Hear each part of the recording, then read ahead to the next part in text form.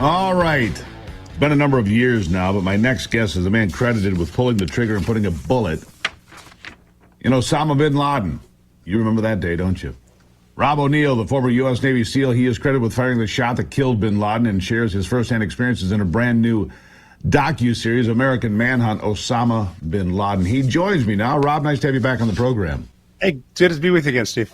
Good to see you. All right, so you've talked a lot about this. You've written a book about it. Tell me about this docuseries. I mean, look, people often wonder about what it's like behind the scenes. Of course, we get the movies and the glorified stuff, but there's a lot more than just that. There's probably a lot of downtime, slow time. But then, of course, there's those big surges of adrenaline, like, well, when you kick that door in and found Osama, that is, right inside that door. Tell me about that experience. Well, the new docuseries is very unique, and they've done such a good job compartmentalizing it. I haven't even seen it yet. I know my part in it. I know we've got some people in there who have never been interviewed, and these are going to be the smart people that we have. I always tell people that I was smart enough to carry a gun and a sledgehammer and have one of the intel women, in this case, tell me which way to go. So I don't know exactly who's in it. I know how the story's going. It's going to be more of a lead up to how our fantastic intel folks found Bin Laden and everyone all the way up to selling it to President Obama. It's going to be a great story. I mean, the story's been told and we know what happened, but to have a new group of people talking about it, I think it's going to be incredible. I'll be watching on Monday night. I'm really excited to see the product. I know it's great. The producers are outstanding. Sure. And where is it going to be airing? Where are we going to see this? It's on Netflix. So it's called, they've done the Manhunt series. They've done O.J. Simpson.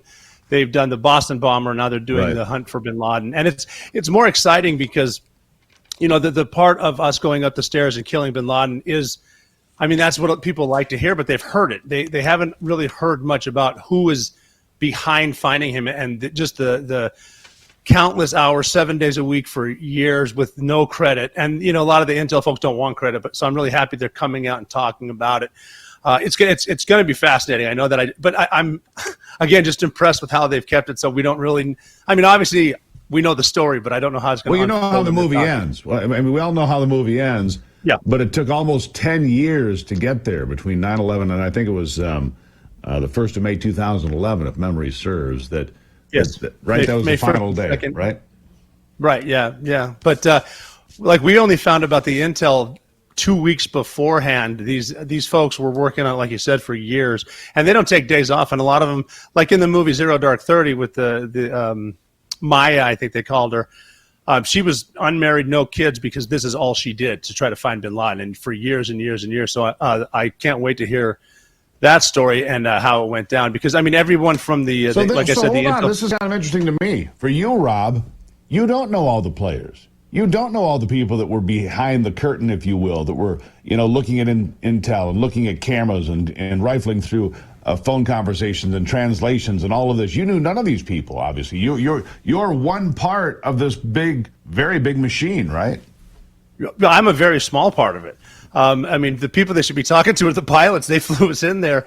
And even some of these folks, too, like when we killed Bin Laden, the first stop we made on the way back was bringing his body to Jalalabad, Afghanistan, showing him to some of these intel people, the intelligence people who were just ridiculously smart.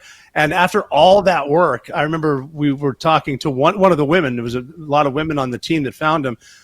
Bringing her to his body and having her look down, and all she did was like tap us on the shoulder and go, well, I guess I'm out of a job, and just left. And I haven't seen her since. Like, they're just really quiet professionals. I mean, after all that work, you think it's like a high five and, yeah, we got him. That was definitely him. It was just more of a, nah, there he is. I guess I got to find a new job. And I did see a new target at that point, right? I mean, look, you've always got people that the United States military is looking for, or the FBI or the CIA or whomever. They're always looking for different people. Yeah. Obviously, Bin Laden was much higher on the food chain than most, but yeah, that's kind of an interesting response. I guess it doesn't surprise me. Here's a person who is just buried in it. He's dead. What do I do now? Right? I mean, I get that. Yeah, that's it. I even talked to one of the women. I did talk to one woman after the raid, because not everyone at the agency believed this team that they found Bin Laden, and they weren't sharing much information. I did run into one of the women a couple months later, and I go, how'd it go when you got back to headquarters, and she goes, I didn't even get my own parking spot. Like everyone else got medals that were telling me for years that this wasn't him. And so it's a weird dynamic. And again, I don't know what stories they're going to get into, but I mean, there's a good cast coming up. So and let me back up again, right there. They told her for years, this one, the woman that didn't get a parking spot, that it was not him. Why would they say that?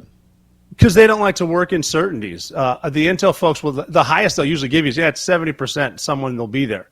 Because for some reason, it's like the intel work is never, it's not precise. Like it's not 100%. And a lot of times, like a lot of times we'd go to things called dry holes where it's like Abu Musab al-Zarqawi is here.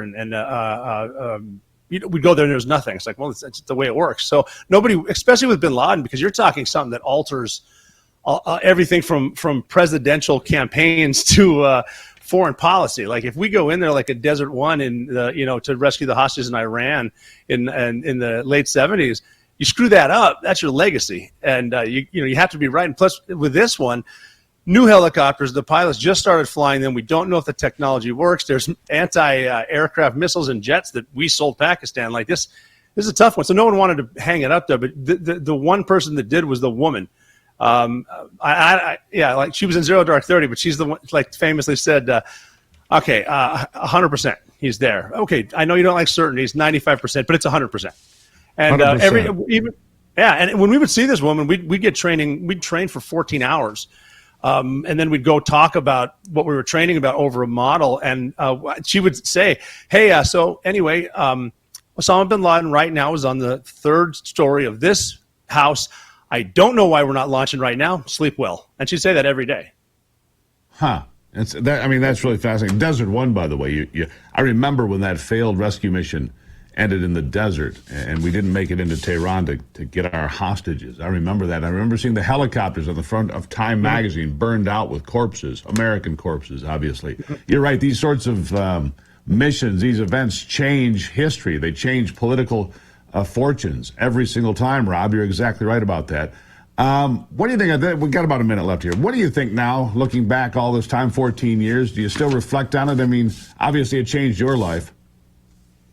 Yeah, I mean, I think about it every day. I can close my eyes right now and look down and see the steps I was going up behind the one guy in front of me. And I mean, I still remember the same thought because we're about to go in Bin Laden's bedroom. He's going to blow us up. And I wasn't being brave. I was more of all right, let's get this over with. I'm tired of thinking about it. Let's go see what happens. And that's the only reason. I mean, not the only reason I went up. I knew what I was doing. But just to turn the corner, the guy in front of me went straight. I went right. There's Bin Laden standing there 3 feet in front of me. It's like I've seen that face a million times. That's him. He's way skinnier than I thought, but he's a threat. I got to kill him. So I shot him twice and then once more on the ground. And it was really that fast to the point where a guy came up to me after I had moved Bin Laden's wife out of the way. And he looked at me and goes, "Hey, are you good, man?" And I said, "I'm good." What do we do now? And he goes, "Now we find the computers. Come on, man. We do this every night." And I said, "Yeah, you're right. Oh, my God." And he looked at me and goes, "Yeah, you just killed Osama bin Laden. Your life just changed. Now get to work, would you?" Yeah, now get to work. Rob O'Neill, still a remarkable story. May 1st, 2011, he killed Osama bin Laden. The series, you can find it on Netflix, American Manhunt, American Manhunt, Osama bin Laden. It's a series. It's a great series, by the way. Rob, thank you for being here. Absolutely. Thanks for having me. Really appreciate it. There you have it, Rob O'Neill. Take a break and be right back. It's the Steve Gruber Show.